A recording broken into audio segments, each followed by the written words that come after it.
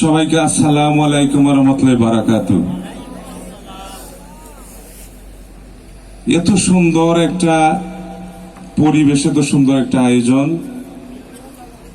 যারা এই আয়োজন করেছেন তাদের সবাইকে আমার পক্ষ থেকে, আমার উপজেলা পরিষদের পক্ষ থেকে সবাইকে অসংখ্য মোবারকবাদ জানাই এবং কৃতজ্ঞতা প্রকাশ করি। আমরা সবাই জানি মহান আল্লাহ রাব্বুল আলামিন আমাদেরকে এই পৃথিবীতে পাঠিয়েছেন একে অন্যের কল্যাণ করার জন্য। আমরা আল্লাহর শুকরিয়া আদায় করছি এবং কৃতজ্ঞতার শেষ নেই। আমি একজন মানুষকে পরিচয় করিয়ে দিতে চাই। এখানে আমাদের এলাকার সুসন্তান, সিলেট নগরীর নবনির্বাচিত মেয়র জনাব আনোয়ারুজ্জামান চৌধুরীর বড় ভাই, আমাদের অত্যন্ত শ্রদ্ধেয় ব্যক্তিত্ব জনাব মুফতি আফজাল ভাই এখানে উপস্থিত আছেন। আমি এখানে এসে দেখলাম। সম্মানিত হাজিরানে মজলিস, আমি দুই একটি কথা বলি আপনাদের কাছ থেকে বিদায় নিতে চাই। আল্লাহ সুবহানাহু ওয়া তাআলা আমাদেরকে এখানে এই পৃথিবীতে পাঠিয়েছেন, আগেই বলেছি, মানব কল্যাণের জন্য, আমরা একে অপরের সমস্যা দেখার জন্য। আল্লাহ যে অর্ডারগুলি করেছেন, যে আদেশ দিয়েছেন, কলিমা, নামাজ, রোজা, হজ, যাকাত, আমরা এইগুলি যদি সঠিক আকারে পালন করতে পারি আমাদের অভাব থাকবে না।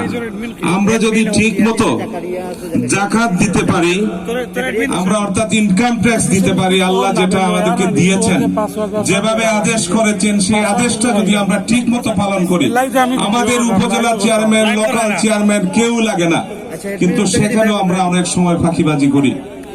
আমরা যারা মুসলমান, আমি সবাইকে অনুরোধ করব, আমি উপজেলা চেয়ারম্যান, আপনারা আপনাদের চেয়ার উদ্ধার করেছেন, ভোট দিয়ে আমাকে প্রতিনিধি বানিয়েছেন, কিন্তু আমি দেখেছি এখানে আমাদের ঝগড়া বিবাদে ভরপুর আমাদের গ্রামে গঞ্জে এইগুলি হচ্ছে।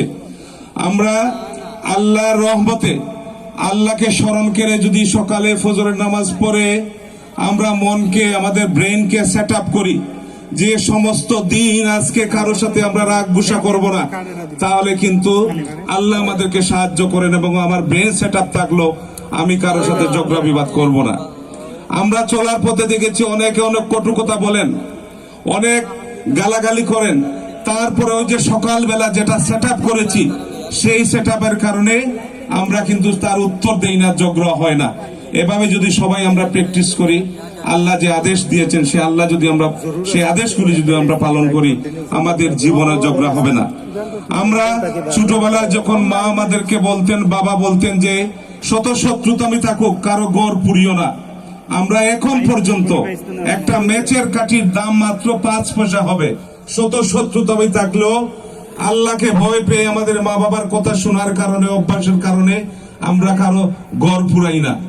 এটা আমাদের বুকে লালন করতে হবে। আল্লাহ যে আদেশ করেছেন সেই আদেশ আমাদেরকে পালন করতে হবে।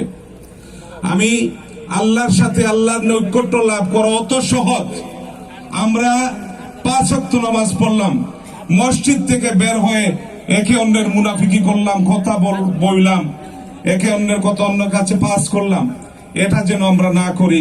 আল্লাহ আমাদেরকে সৃষ্টি করেছেন আল্লাহর গোলামি করার জন্য, বান্দা হিসেবে পাঠিয়েছেন, আমরা যেন সেই কথাগুলি স্মরণ রাখি, আল্লাহর আদেশ পালন করি। দিল খাস করে যদি